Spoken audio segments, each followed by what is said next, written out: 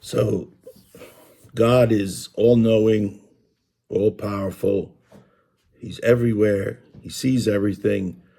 He has these commandments that he wants you to follow. And if you don't follow them, he's going to put you into the pit of hellfire. But he somehow is bad with money. He always needs money. So in today's Slate.com, which in a previous video I have referred to as a joke in terms of a website, there is a good writer there called Molly Olmstead who covers religious matters. And she tells the story of a woman who was a teacher at a Catholic church. It is a church, but had a school. And she was terminated because she got cancer. And the nuns didn't think children should see someone going through cancer, of course, because children shouldn't see anything. It's all about the children, always about the children. And meanwhile, at the same time, of course, these same nuns, which is all in the article, which I'll link to below, were stealing millions of dollars from this very same church and gambling it away in Las Vegas.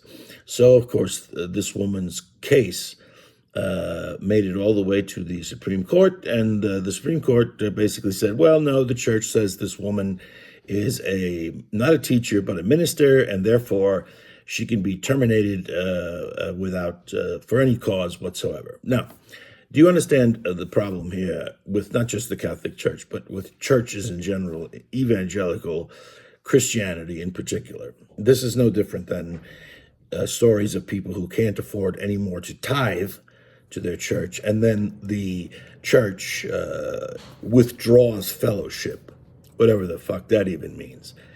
But anyway, this is all a money con, a money game. These churches, whatever church you belong to, it's a scam.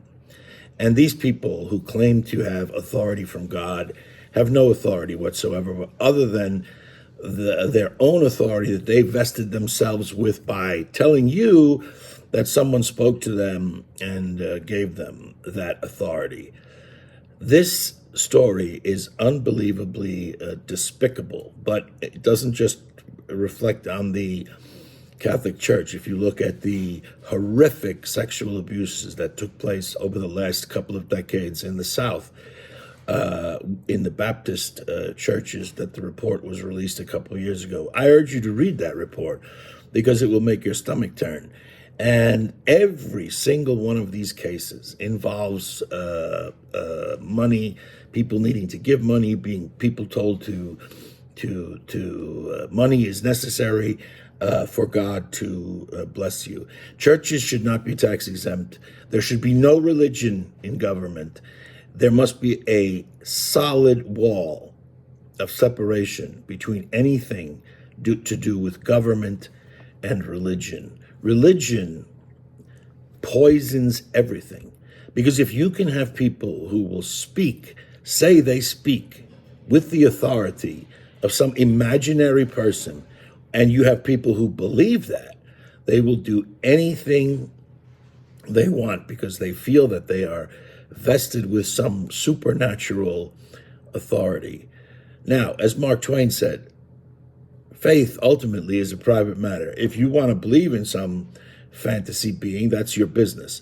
But if a church is going to operate and take advantage of city services, rely on the fire department, the police department, yada, yada, yada, yada, yada, they should be taxed. The salaries of their ministers should be taxed.